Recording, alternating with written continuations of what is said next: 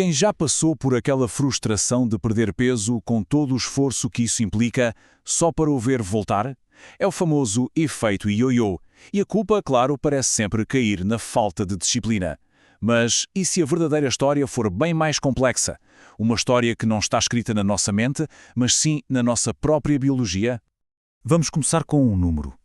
Um número que nos faz parar para pensar. Mais de 95%. E este número, que é impressionante, não representa uma falha individual, de todo. Representa um padrão biológico profundo. A esmagadora maioria das pessoas vê o seu corpo a lutar, ativamente, para recuperar o peso que perdeu. O que nos leva a uma pergunta fundamental. É a resposta mais fácil, não é? Aquela ideia de que, se a pessoa se esforçasse mais, se tivesse mais disciplina, conseguia. Mas a ciência está a revelar uma imagem fascinante e completamente diferente. Para percebermos porque é que o peso volta, temos de ir além da psicologia popular e mergulhar a fundo na biologia. E curiosamente, a história começa num sítio inesperado. Não tem tanto a ver com o que se come. Pois é, o stress crónico, aquela constante na vida moderna, é o grande gatilho. É ele que desencadeia uma verdadeira cascata de reações no corpo, que na prática sabotam os nossos melhores esforços para controlar o peso. Quando o nosso corpo sente estresse, ele não faz distinção entre o perigo real de um predador e a pressão de um prazo no trabalho. Para ele, é tudo a mesma coisa, uma ameaça. E quando há uma ameaça, ele ativa um sistema de sobrevivência muito, muito antigo. E esta cadeia de comando é incrivelmente precisa e automática, como um programa de computador desenhado para nos preparar para um modo de luta ou fuga. E tudo começa numa região pequenina, mas super poderosa do nosso cérebro. O processo segue uma hierarquia muito clara. Primeiro, o stress dá um sinal ao hipotálamo, que é o nosso centro de comando. Depois, o hipotálamo alerta a glândula pituitária, que age como uma espécie de mensageiro. E, finalmente, as glândulas suprarrenais recebem a mensagem e executam a ordem. Libertar a hormona-chave em toda esta história.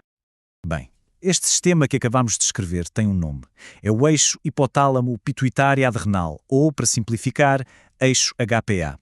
É basicamente o painel de controle de stress do nosso corpo. E como podemos ver aqui, em resposta àquele sinal inicial do cérebro, as glândulas suprarrenais inundam o nosso sistema com cortisol. Agora atenção! O cortisol não é um vilão. Em picos curtos, ele é vital.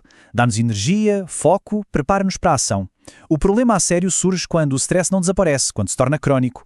E os níveis de cortisol ficam sempre lá em cima, dia após dia. E é aqui que a coisa se complica. O cortisol elevado altera a nossa bioquímica. Primeiro, aumenta a fome. E não é uma fome qualquer. Desperta aquele desejo específico por alimentos calóricos, ricos em açúcar e gordura. Os tais alimentos de conforto. E como se não bastasse, ainda dá uma ordem direta ao corpo para armazenar essa energia extra como gordura visceral, a mais perigosa, à volta dos nossos órgãos.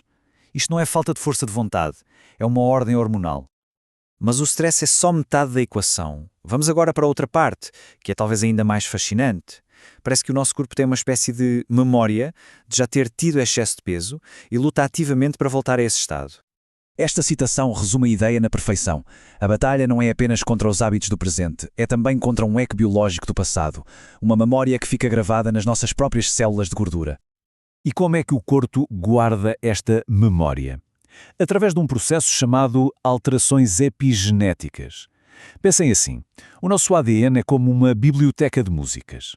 A epigenética não reescreve as músicas, ou seja, não altera o ADN. O que ela faz é mexer nos botões de volume, decidindo quais genes vão tocar mais alto ou mais baixo, com base em experiências passadas, como um período de obesidade.